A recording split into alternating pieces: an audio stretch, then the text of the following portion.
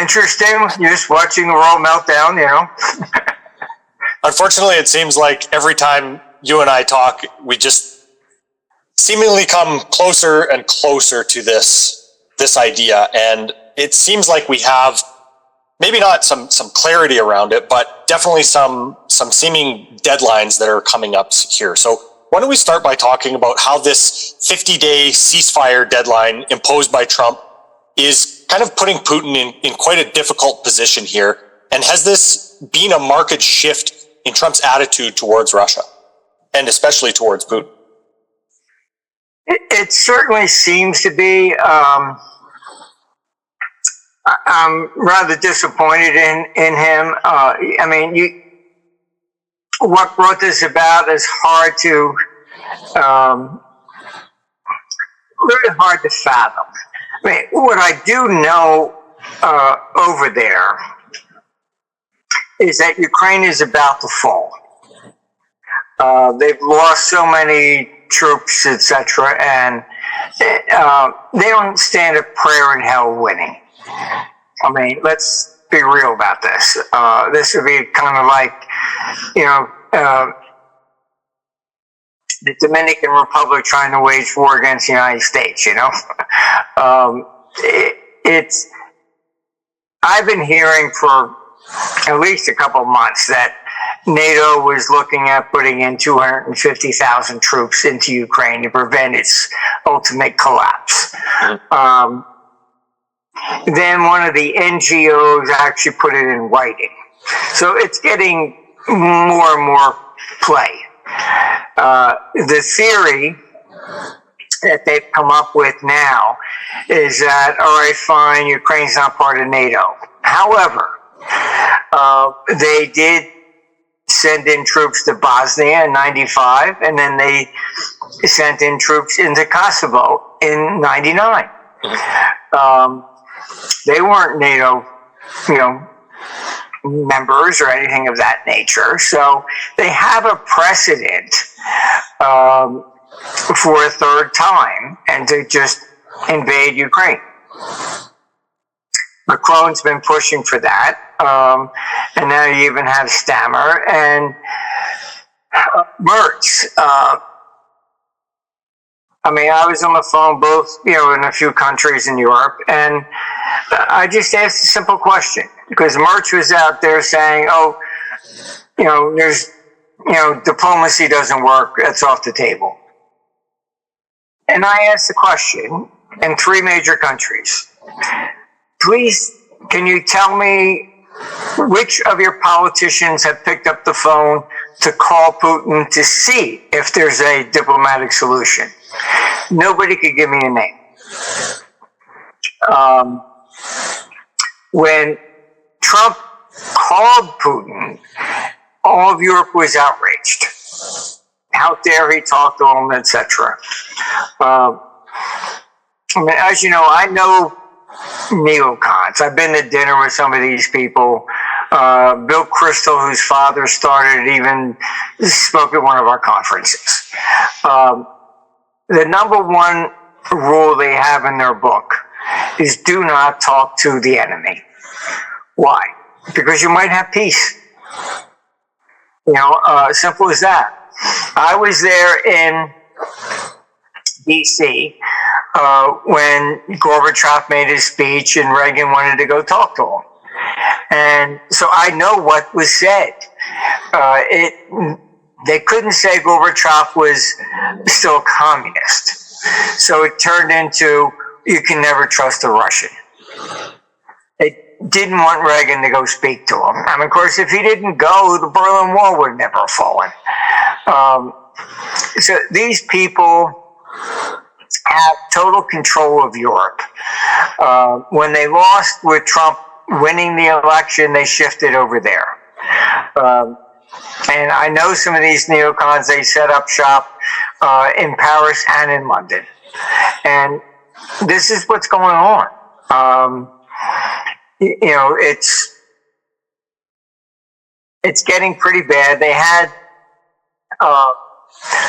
I mean, it's, Boris Johnson had made the front pages. When there was a peace deal, he hopped on the plane, went to Ukraine, told Zelensky he wasn't allowed to have peace.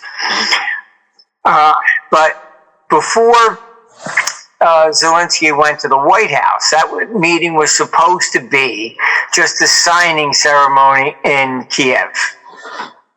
And Boris, I had good information. He flew to Ukraine 3 days in advance, instructed Zelensky to insist upon going to the White House and to embarrass Trump to try and keep the money coming for war. So I passed that information on, and that's why it kind of turned into this, it was like a food fight, I don't recall who it was, if it was Vance or Rubio. I think it was Rubio that came out afterwards and admitted that Zelensky had insisted upon coming to Washington. And you could see why they staged it that way. He was there to embarrass Trump, to try and get him, you're banning us, blah, blah, blah, all this stuff. Give us this, you're going to, keep the money going. That's what they were after. And when that all backfired, then you have this whole thing where NATO's been pushing all Europe to increase its spending to 5%. They don't have the money. The German economy has actually already shrunk by at least 3%, maybe up to 5%. And by shrinking, I mean the number of jobs have been declining. Because the first you had the COVID, then you had the climate change, then the sanctions on Russia. So, and you've got record highs and bankruptcies in German corporations. And Germany is 25% of the European economy. It's in a bear market. Simple as that. It's going down the tubes into 2028. They don't stand a prayer in hell of coming out of this. They're too socialistic to begin with. You just had Spain come out and say you can't take more than 3,000 euros out of your personal account without permission from the government. You can't pay more than 1,000 euros in cash, even in a hotel throughout Europe. Illegal. So it's all about, hunkering down, preventing people from moving money, and any European that's watching this, you better get your money the hell out before that first bullet goes, because complete capital controls are coming. Even after World War I, they shut down all the European stock markets, so you couldn't sell anything. This is what's going on. And you have Ursula over there, who's never stood for an election, yet calls Putin a dictator, and it's wonder how they flip the definitions of these words back and forth all the time. And then she's actually unbelievably said that they can fund the war by seizing private unused assets out of your pension fund or whatever. That's going to cause a major, major panic. So it's Marty's the last. Sorry. I'm just amazed that we have the worst crop of world leaders I've ever seen in history at one time. Mm-hmm. Marty, you and I spoke before, I think back in April, about capital and gold really moving before troops do. Do you think that the gold that was moved at the beginning of the year out of London is really a confirmation of that idea? Oh, yeah. We have clients there, and I warned them, and they've been moving it out of Switzerland and London. They moved some to Singapore. But most of it's been moved off to the United States. It's the same thing. Once those capital controls come in, you're not going to get that out. And this is just what they do in war. And we have to understand that. And you still have like these people thinking, oh, central banks are buying gold, they're bullish. They don't give a shit if it's going up or down. All right. What this is that China had 10% of U.S. national debt. And then you have people like Blinken who, threatening China, oh, if you help Russia, we'll do the same thing to you.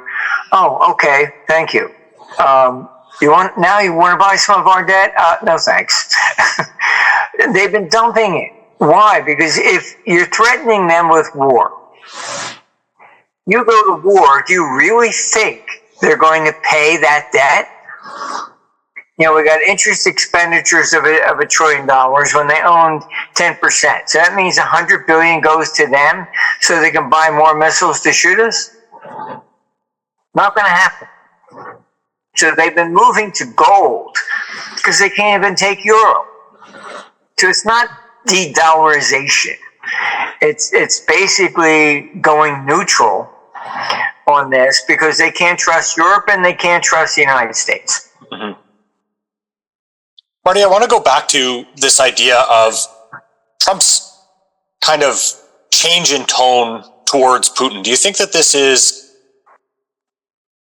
based upon influence from the neocons? And is it possible that the neocons and Trump and NATO are really underestimating the Russian capabilities, especially considering the restraint that Putin has shown in responding to some of the attacks on Russia by Ukraine and, in a proxy way by NATO? Well, yeah. I mean, look, you even had Boris Johnson made the front pages of the Norwegian press. He came out and said Britain is in a proxy war with Russia. I mean, this is, they're not hiding this. Mm-hmm. All right. If I'm Putin, there's no way in hell I'm going to sign a peace deal. I mean, you have every country, preparing for war, getting their drafts in order. Our staff in Germany, so this is direct information, all right? So a friend who was 60 years old was told to report to duty. 60 years old. I had another friend who was a member and invited there to the Vienna Peace Conference a couple months ago. And when he left, he called me. He says, "This got nothing to do with peace anymore. Everybody's talking about preparing for war, constricting people, getting the drafts going." He was completely shocked. A peace conference really is for war. And I think Trump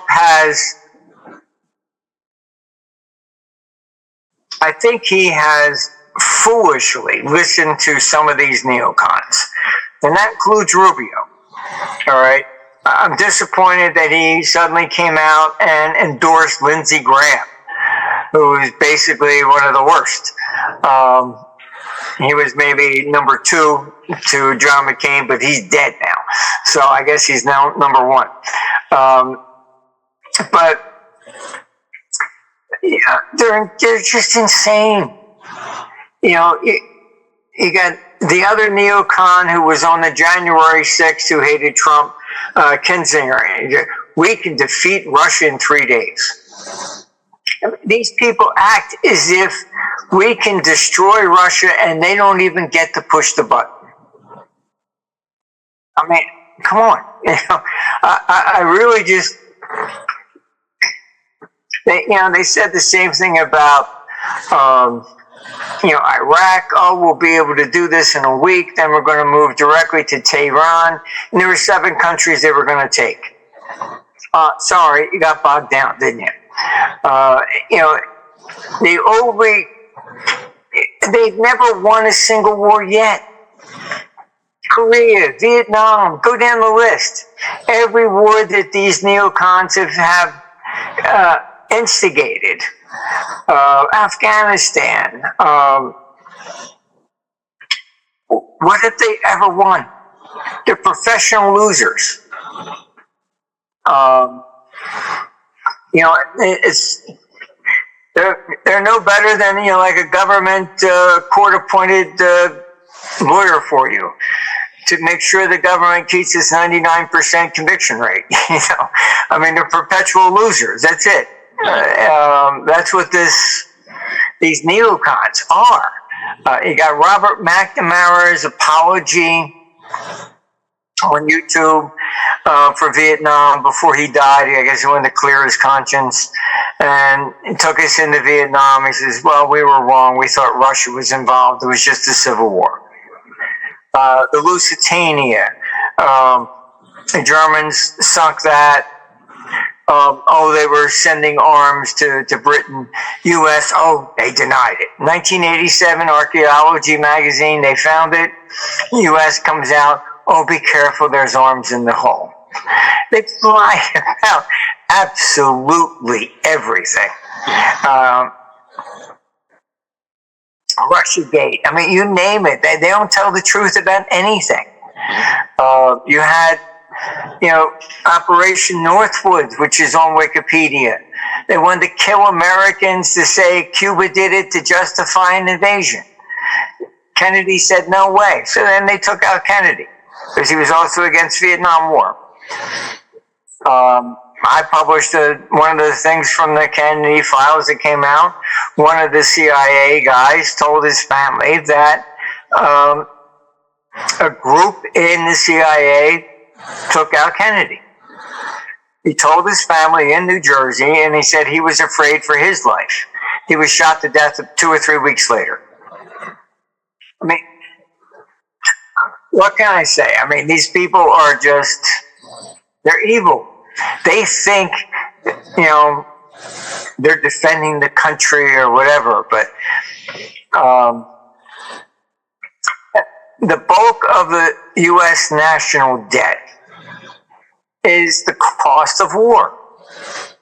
We're still paying interest on World War I. And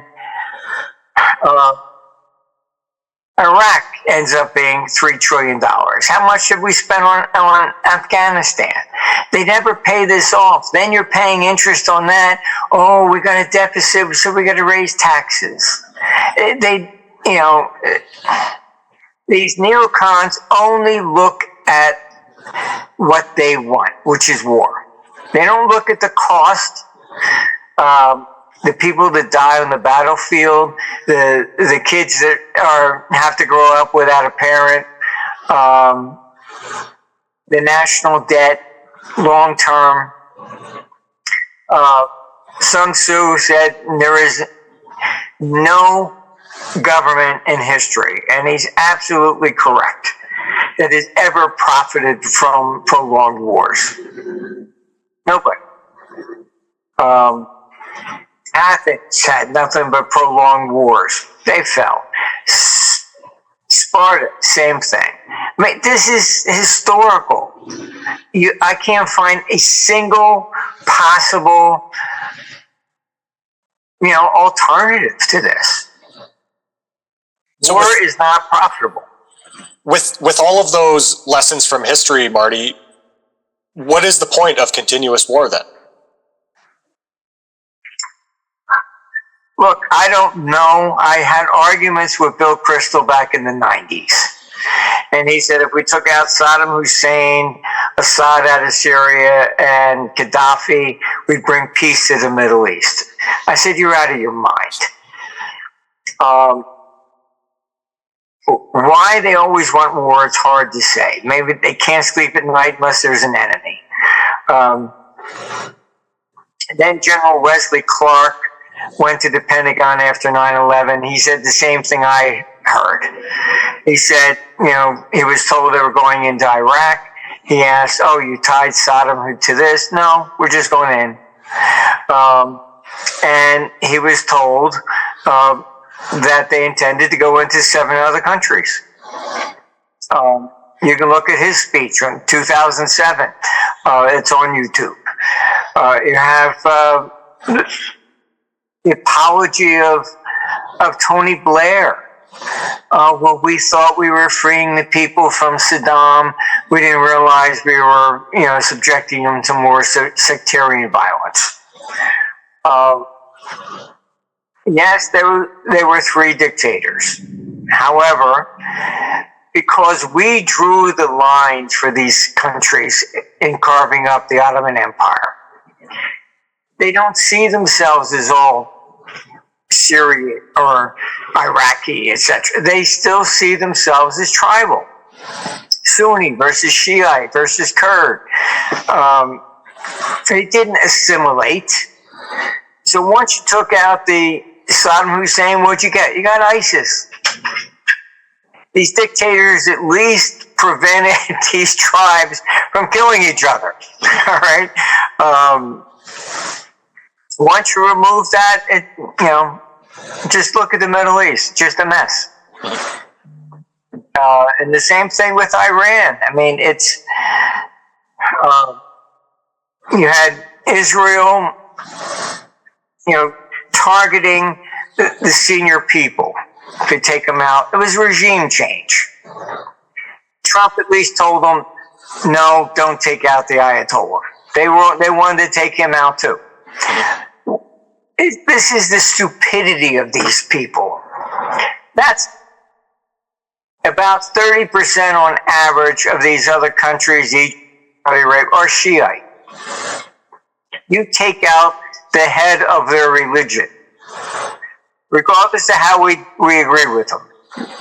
All right? That would be kind of like the Protestants assassinating the Pope.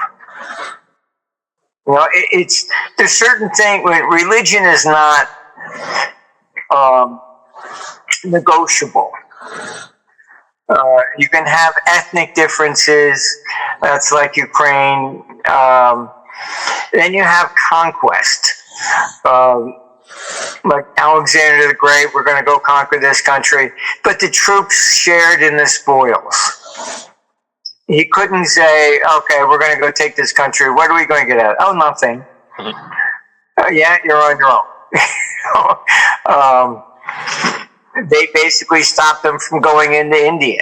They said, this is enough.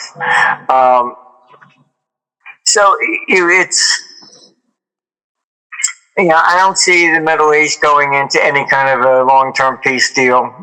Not going to happen.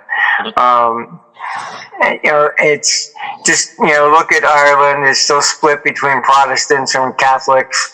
I said before, like I've been in Bavaria, and they said, oh, tomorrow's a holiday. I said, what's the holiday? Oh, we won the war against the Protestants in Prussia. They still celebrate this stuff. So I think Trump is listening to the wrong people. If he thinks that, I think he has made a serious mistake in saying that he's treating this geopolitical as if it's a tariff issue. Whereas I'm going to put 100% on you. No, okay, fine. I'll do 200 on you. All right, we'll settle with 20. That's negotiation. Geopolitical, that doesn't work. You're telling Putin, you're going to sign this peace deal or else. Okay? You got Medvedev coming and telling him we should start World War III now. And that's kind of the successor to Putin, right? Probably. Look, I know, and a lot of people, oh, you're Putin supporter. They have no idea what the hell they're talking about.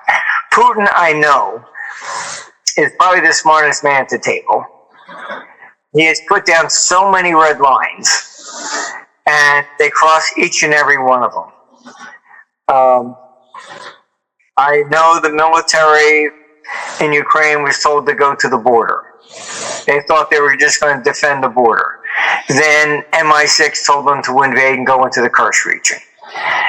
Maybe that will get them, and he'll attack anything in NATO. We can call him the aggressor. This is what they do. Don't give long-range missiles to them to shoot into it. That's going to be a red line. They do. So Zelensky tried to assassinate Putin. Why? Because what I'm saying is true. He is sitting on his hands. He understands what they're doing. They're trying to bait him into World War III so they can call him the aggressor. And so he doesn't respond emotionally. And that's why I think Zelensky tried to assassinate him, because they want somebody like Medvedev in there who will respond emotionally. You did this, I'm pushing the button. That's what they want. So, Marty, I want to go back to this 50-day deadline here. Socrates is also kind of pointing out that September is a dramatic turning point in the game of war as well. So can you give us a little bit more about what you expect and what Socrates is projecting in there as well, and as a crisis point of sorts? Well, what I find interesting is at the beginning of the year that computer targeted August and September, geopolitically. I think what happens and why it always ends up right is that there is a pressure building here. And so, as I said, there's a, without NATO intervention, Ukraine will fall. The computer's even gone flatline on Ukraine, which I've never seen it do in any other country. So, Trump ends up, to my surprise, with this 50-day bullshit. What do you really expect? Do you really expect Putin to say, "Oh, I'm sorry, fall to his knees, I'll kiss your ring, please don't do anything to me"? Is this what you really expect to happen? This is not a negotiation tactic. You saw Medvedev say that we should basically retaliate. And if I was on that side, I would have to agree with him. I would say, basically, I would tell the West, my response would be, you have 31 days to have an election in Ukraine. Zelensky steps down and let the Ukrainian people decide their own fate. Mm-hmm. All I hear from Ukraine, if there's any left. Yeah, I mean, all I hear from them is the complaint, are we allowed to have peace without permission from Boris Johnson, Washington, and Macron? They're not in charge of their own country. What we're doing to them is an absolute disgrace.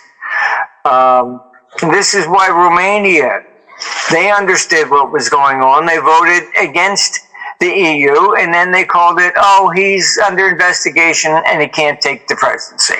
Why? Because NATO's building the biggest, air base in Romania to attack Russia. They don't want to be dragged into war. But, look, what I have heard from the West is one of the most derogatory statements I ever heard, really.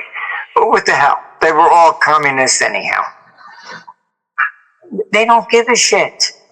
If they really cared about peace and all this other kind of nonsense, you had peace deals. You had the Minsk agreement. All right? Merkel came out and said, well, we never really intended to honor that. We were just buying time for Ukraine to build an army to attack Russia. Mm-hmm. I mean, I don't know what else you can say. I mean, this is not bullshit. This has all been documented. Mm-hmm. So the purpose of this 50-day, I don't know what Trump thinks. There's no way Putin can agree to some sort of a peace deal. Can't happen. All right. I know that China is going to back Russia. Why? Because they know this is not a war with Ukraine. This is a war with NATO. Like I said, you have Boris Johnson coming out, we're in a proxy war with Russia. They know NATO is at war with them, not Ukraine. So if Congress maybe allows this, let's say, sledgehammer approach to happen against Russia economically, and specifically to be able to impose more sanctions on Russia and maybe, China, India as well, what effect does this have on the world economy? And does this also tie into the 2026 panic cycle that Socrates is also forecasting? Well, the panic cycle for 26 is on war. Okay. The economic confidence model is showing we're in a steep recession / depression into 2028. These people have destroyed the world economy. When the Biden administration put in the sanctions on Russia, removing them from the SWIFT system, that's what created BRICS. All right. All these other countries, including India, simply stood up and said, wait a minute. If we don't do what you tell us to do, you will remove us. Screw you, basically. And that's what created BRICS. This is all geopolitical. It's not, they did it because they think gold's going to go up. No, I'm sorry, they're not traders. They know the world is melting down. That's not the issue of making a few extra bucks on this trade or that trade. But so I don't see this as being very logical. I don't know who the hell Trump is listening to, but he's going to drag us into World War III. And personally, I didn't expect that, and I'm not sure he did.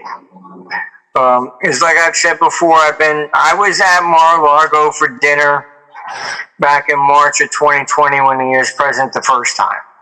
And that's when he said he wanted to pull the troops out of Afghanistan. But he said the reason was he was tired of sending letters to their parents that they died for God's country. And to quote him back then, he said, what difference are we going to make? They've been fighting over borders for 1,000 years. I spoke to RFK. I argued that he should join Trump. Why? Because he was also anti-war. Even had a conversation with him, and he said, how would you end the war? So I knew where they were. To see this 50-day bullshit,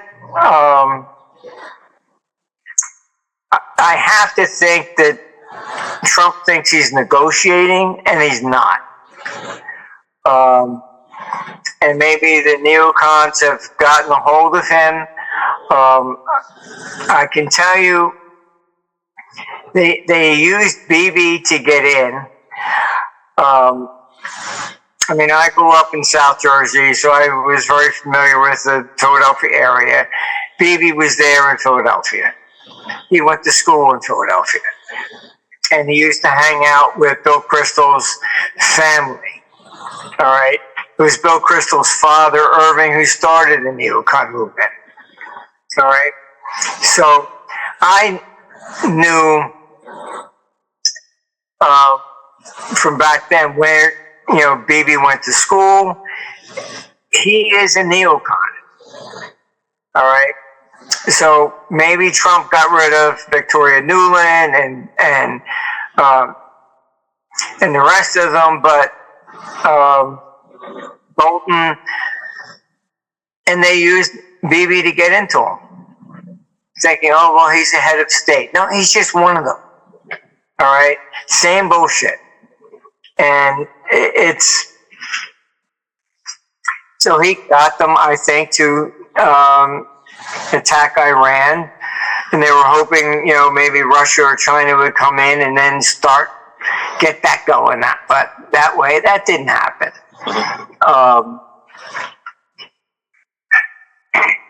All they've been doing is trying to deliberately create World War III.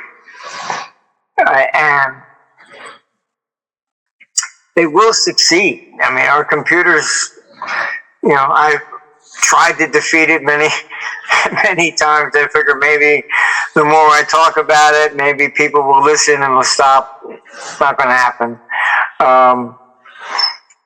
So it's this latest 50-day nonsense has come right in on target. I expect the tensions to start to rise by next week. As I said, the only thing that I would do would be to drop the leaflets, give Ukrainians 2 weeks to get out of Kiev, and then I would nuke it. Maybe then the world will look at it and say, wait a minute, this is serious. NATO probably would then say, well, if you're going to nuke that, we're going to nuke Moscow. And I would have to then say, okay, fine, every European capital is targeted. If Trump sticks his nose in, I'd have to say, okay, fine, there goes Washington, New York, Chicago, and LA. What do you want out of this? This benefits nobody. I mean, we started the whole damn civil war in Ukraine to begin with. I mean, it was Victoria Nuland handing out sandwiches in my dad. And you had John McCain on stage. This is about you. We're with you for peace, yeah? And then they stick in his interim government, unelected, and Victoria Nuland, even the tape got out, and she said, F the EU, I'm putting in whoever I want. And then instructed them to start the civil war with the Donbass. I mean, just look at the timeline. I mean, it's crazy. Then they even said, they knew Russian troops were on the border, and they sent Camilla to the Munich conference and handed her 2 cards. I mean, she's too stupid to understand what the hell she's even reading. Oh, Ukraine should join NATO. Really? All right. Oh, that's what you want me to say? Oh, okay, fine. They're right on the border right then and there. Maybe that will make them come across. I mean, I just know some of these people. They're very myopic. All they look at is war. I can't explain it other than I think that they cannot sleep at night without an enemy. Even if they took out Russia and China, who's next? What are you going to do then? I mean, look, ancient Athens was also divided left and right. You had the politicians wanted peace. No, we want war. They lost. All right, their neocons took them right into the Peloponnesian War, and Athens was destroyed. The computer says Europe's going, down. That's it. They're not going to win this one. U.S., we're not going to win this one again. And the financial capital of the world will move to China after 2032. We're getting too polarized in the West. And when that happens, just read the history of Athens. You see the same exact thing. The city was highly polarized, left versus right. That was it. You can't unify, you go down. Marty, mentioning that the financial center and basically all capital is going to move to China. I saw a story this morning about China imposing capital gains on all of the profits that Chinese citizens have made from investing in the US. Obviously, I've not been able to confirm this. I looked this morning before we started speaking here, but if this is true, is this, another sign of capital movement before troops? Yeah, they're trying to get people to bring the money back home.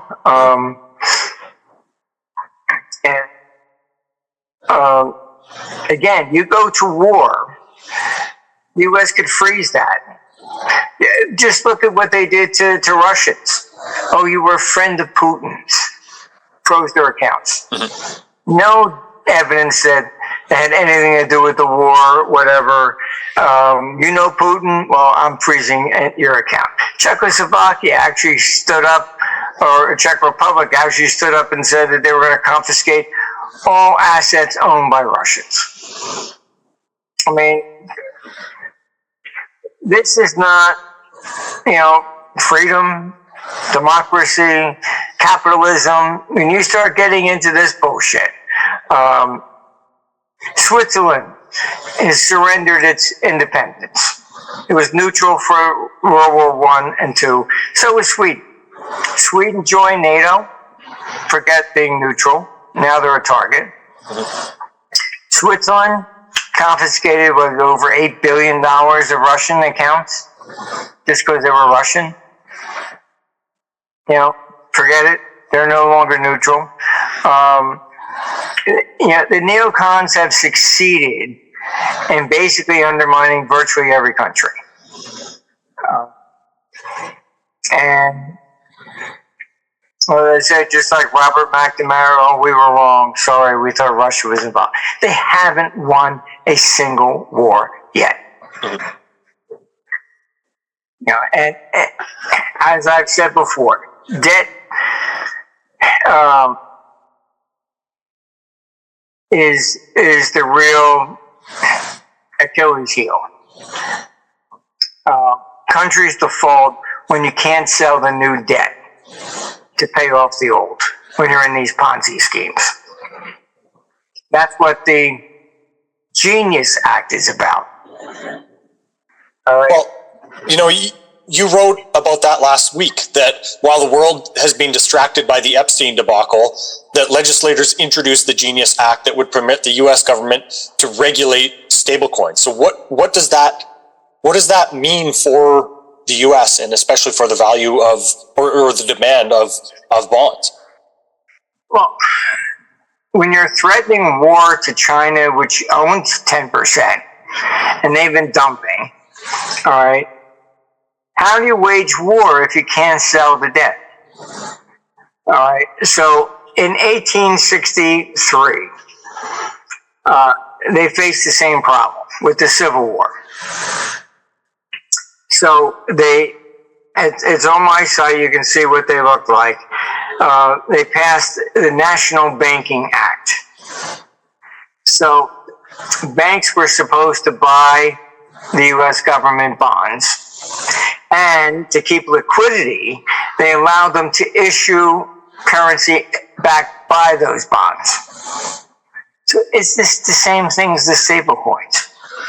All right, issue the stable coins backed by U.S. Treasury. So now you've found a new buyer for the debt. Without a buyer, this comes crashing down. This is how countries collapse. I've said this many times. If you can't sell the new debt, that's it. You can't pay off the old. Default. Hello, the red bells go off, right? So that's what the Genius Act is about. They know they have problems. It was even bipartisan. But nothing's bipartisan unless it's economically beneficial to both sides. Mm-hmm. But, I think a part of the Genius Act that we need to kind of go over and understand is also that it does not include a ban, as I understand it, on CBDCs in the US. Is that correct? Correct. But the Fed really can't do that because if the Fed issued the currency and then to look at your account, it would take a search warrant. So it's the COVID model. All right. The First Amendment says the government shall not restrict free speech. So they call YouTube and say, hey, cancel him. We don't like what he says. That's fine. Okay, government didn't do it, they did it. I handed you the gun and told you who to shoot, but I didn't shoot him. That's basically the way they play it. So it's unlikely the government is going to do a CBDC. But allowing all these banks to create these stable coins backed by Treasury, that's better yet. Okay, so they can issue as much debt as they want. The banks will have to buy it. The banks can stick it in these stable coins, which is exactly how they funded the Civil War in 1863. Same thing all over again. History does repeat, mainly because when you have the same problem, you come up with a similar solution. As you know, I've been called into virtually every financial currency crisis since 1973. It's the same thing all over again. G5, 87 crash. I warned them, we're going to lower the dollar by 40% so we can sell more widgets. I said, you realize you do this and you're going to basically reduce the value of domestic assets, stocks, real estate, etc. They're going to sell. Why would they sell?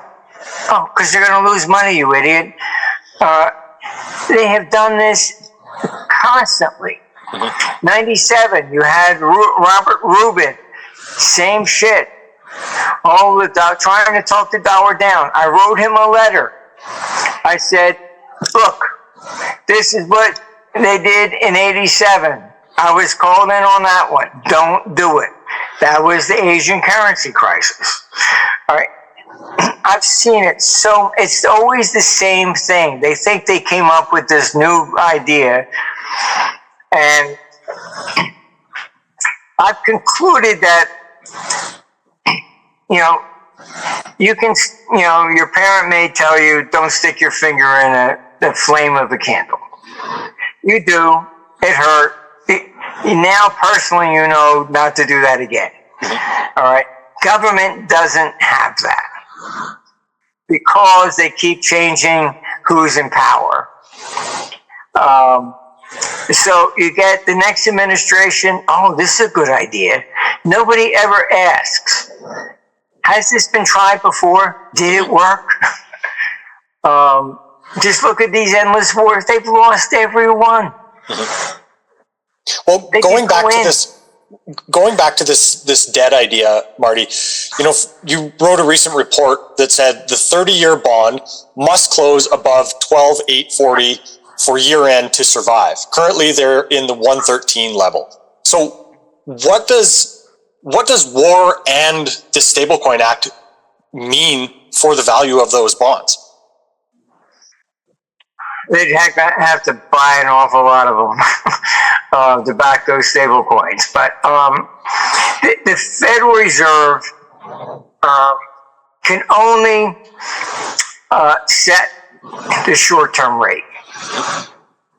They can't set the long-term. That's what quantitative easing was about. They went in to buy the 30-year bonds to try to reduce the supply. Implicitly, that would theoretically lower the long-term interest rates, the real mortgages, etc. All right. So the long bond basically reflects the confidence in the government. You go into war, you don't want to buy bonds of any government because a lot more bonds are going to come out. And the question is, who survives? You can buy Confederate bonds on eBay, no problem. You can buy plenty of European bonds from 1931, no problem, on eBay. I mean, they default. New government comes in, oh, well, we're not going to pay the debts of the old one. We did the same thing in the Revolution. The Constitution said they would honor the debts of the Continental Congress. They never did. All right. So you can buy plenty of continental currency also on eBay. They never redeemed it. All right. There is no incident of basically the government paying off the debt of the old one, other than curiously, the only thing that really did happen along those lines is when the Mongols conquered China. They honored the previous currency that was in circulation. Very strange, but that's the only exception I could find. All the paper currency that was out there from the previous government, they honored it. It's just fascinating to look at the monetary history, but when you study it, you see the same shit all over again.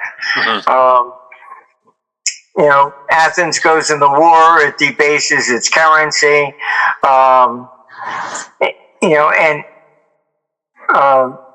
Sparta cut off its silver mines in 413 AD.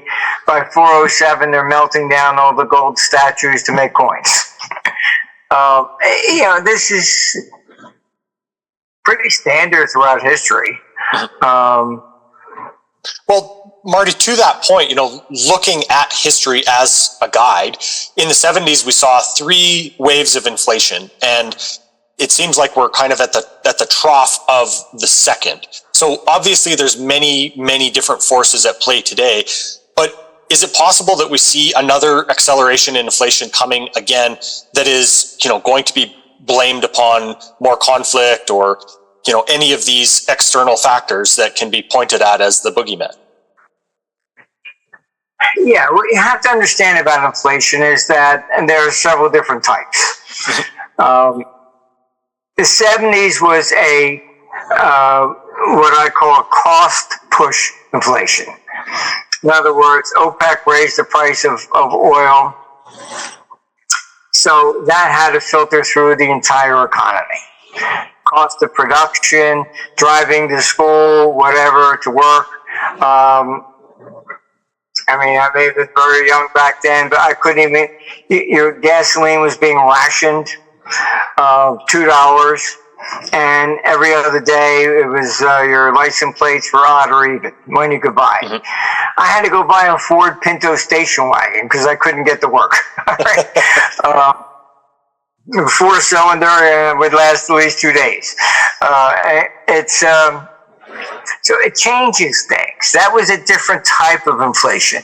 So that created what ended up people calling stagflation. So the cost of things was rising because oil was integral to all plastics as well. And so your costs were rising. No level of raising interest rates is going to stop that.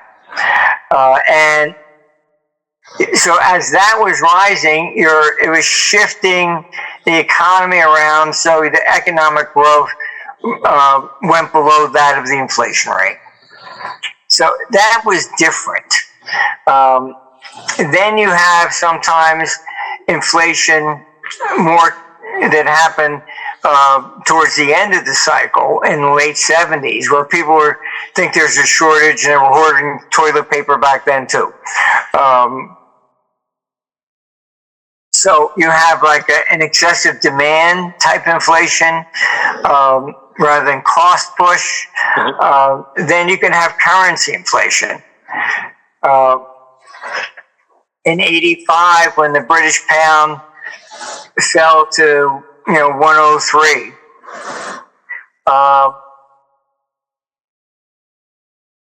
all the Americans were there. They were buying real estate. The Brits thought we were crazy. Oh, you're buying the high. No, all right. The British pound fell from $2.40 to $1.03. It was like a sale at Harrods. I even went into British Airways and I asked how many tickets could I buy on the Concorde. They looked at me like I was what? You know, like, are you a drug dealer or something? I said, how many would you sell me? They came out, 25, that's maximum. I'll take them. It was fine, the Concorde was costing like $1,000. Before that, it was like, you know, 3,000. You know, I mean, and the Concorde was not doing well before. Because the British pound fell, all right, the first plane I got on, completely full, when it's all Americans saying, hey, isn't this the greatest deal, you know? Right. So people respond based upon their currency. The same thing happened with Ferraris. I bought a Ferrari in London. I think it was a 308 for like 50 grand. You know, it was, I think it was about 30 grand it cost me. And it was about a $50,000 or $60,000 car at the time in the US. Mm-hmm. I drove it around in London for 2 years, sold it, and made money. Why? Because the Italians could no longer afford to sell a Ferrari at that price when the pound fell to par. Mm-hmm. So they doubled the price, but then the pound went back to $1.90. So now all of a sudden, that's what made people buying Ferraris. They thought, oh, Ferrari's a good investment. No, it was just a currency. Sorry. I was going to say your Ferrari ended up being an FX trade. Yeah, they all were. I bought German cars during the 70s. What gave them this reputation of being good, solid, and held their value? It was because the Germans priced them in Deutschmark. So as the dollar went down, the German car, I could drive it around for 2 years and get my money back. We got called in actually by Toyota, and I restructured them and said, okay, fine, this is how you work it. They wanted to beat the Germans. Mm-hmm. You sell cars into the United States, but you price them in dollars. You take the currency risk back to Tokyo and manage it. That's Japanese then took out the Germans. They became very, very popular cars. I got called then into Mercedes. Hey, would you do for us what you did for them? I mean, the takeover boom of the 80s was all currency. I knew, I did most of those deals. I knew Alan Bond made so much money, created Bond University in Australia. People didn't know what was going on. He bought Courage Pubs. We'd run it through the model and say, okay, fine. We'd borrow in Swiss francs because the Swiss franc will go down against the asset denominated in pounds. Mm-hmm. We're making 30-40% on the currency. People didn't understand it. Oh, he's paying too much. Really? That was the takeover boom. People didn't understand the 80s, and it was all currency moves. The same thing, the dollar went, to record highs. That pound had gone to par, and basically by 1989, the pound's back at $1.90. Mm-hmm. You made a shitload of money if you understood the currencies.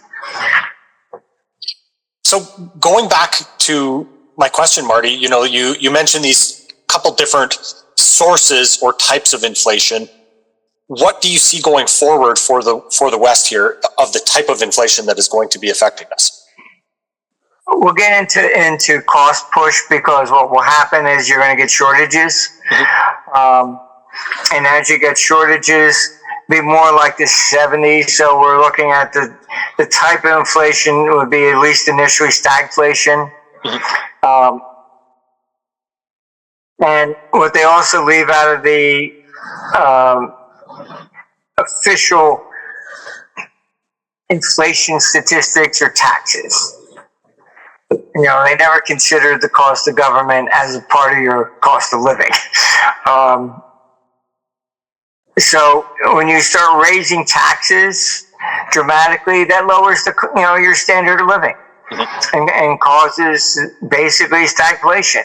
That's the big problem in Europe.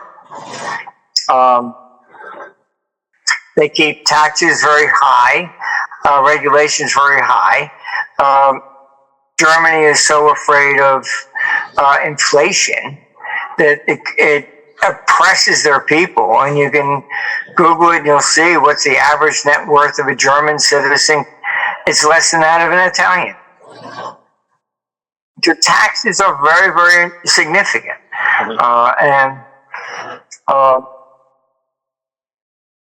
So I think they're still booming here in Florida. I still get 2-3 phone calls a week. Jay, you want to sell your house? I don't think you get that in Chicago. But that doesn't apply to all of Florida, correct? You still have a lot of people coming into Florida. I wish they would just go to the East Coast, please. But look, we have no income tax, balanced budget. It shows it can be done.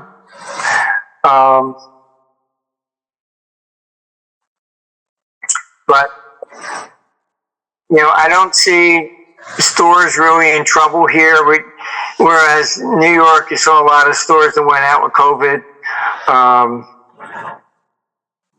You know, chains went down.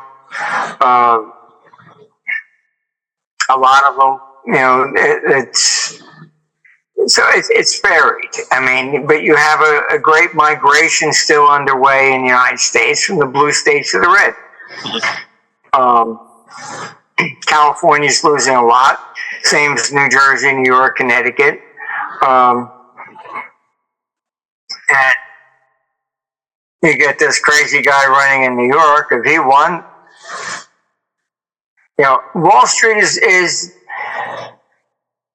they still call it Wall Street, but a lot of the most profitable centers been moved to Florida.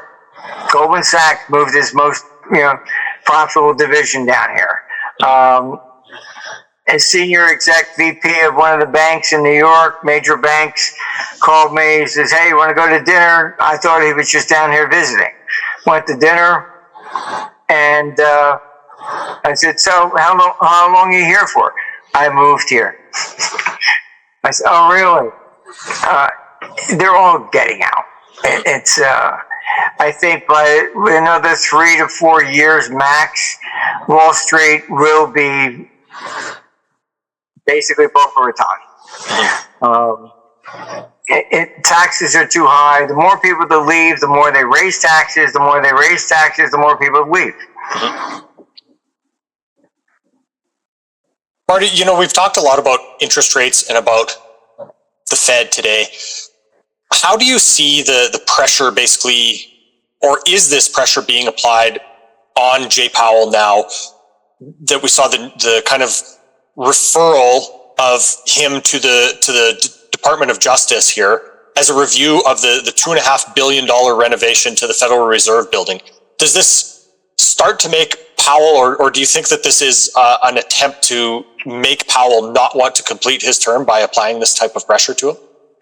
Pretty much. I mean, this is very disappointing. I mean, look, Trump is a borrower. He's not a lender. So he always wants the lowest interest rates. And what he does not understand, you lower the interest rates and what happens? All right. You're wiping out the elderly that were told, "Oh, save, you can live off your savings," all this bullshit. First of all, interest rates are not going to decline in time of war. Period. Powell is looking at this objectively, and for them to do this to Powell now, at the same time when you're talking about this 50-day deadline bullshit, things start heating up here in August. House not wrong. I got to call the shots as it is. I mean, it's not. This isn't political to me. It's simple, math. I mean, interest rates rise during war. Why? Because you're selling more debt. Period. It's greater risk. So trying to, you can read 1951, during World War II, they ordered the Federal Reserve, and it did comply, to be patriotic, that if interest rates rose above a certain factor, they had to buy the debt. So it's kind of a quantitative easing by White House direction. After World War II, and starting with the Korean War, the White House instructed the Fed to do it again. The Fed refused. So it made the front pages of the newspaper. It was basically Federal Reserve refuses to follow the White House. It was a public coup, basically. So that's where we're at. If Trump is going to try and dictate lower interest rates to the Fed in time of war, you better be prepared to buy your own stuff, because like Japan does. I wouldn't buy it. So Marty, in kind of wrapping up here, what are you most focused on, let's say, for the short term here, for the next quarter? Is it this basically the escalation going into this 50-day deadline imposed by Trump? Yeah, I mean, look, you're starting to see even silver move up a bit. Gold starting to look, and both look like they want to make new highs. They respond to geopolitical issues. And that's why they're starting to test the resistance above, because you're looking at the geopolitical stuff at this stage. So to me, this 50-day, Trump may not have intended it to be the start of a conflict, but I'm sorry, his tactics of negotiation may work in tariffs, but not geopolitically. Well, Marty, we'll keep an eye on this stuff, and always appreciate you walking us through how you and Socrates really see these issues and how they're playing out here. Well, good luck. It's going to be interesting for the next, 6 to 8 weeks, I would say. I just don't see what you expect out of this 50-day nonsense. Putin cannot possibly say, "Oh, gee, I'm terribly sorry," bend the knee. I mean, he does that, he's going to be replaced. Maybe that's their objective, replace him, and then he gets somebody who's going to be warmonger. I don't think Trump understands that, and he's just listening to the wrong people. I don't see him as a warmonger, but seems like his actions are showing something a little bit different than what he promised in the campaign. Yes, as they say, the road to heaven, isn't necessarily paved with good intentions. But isn't that the road to hell? It might be the other way too. Yeah, I just never see it work out the way that they think. But well, time will tell, as usual, unfortunately. Marty, I always appreciate your time. Thank you so much for your discussion today. Of course, all of your stuff is available at armstrongeconomics.com and on X as well, @StrongEconomics. Marty, thanks so much for your time today. Well, thank you.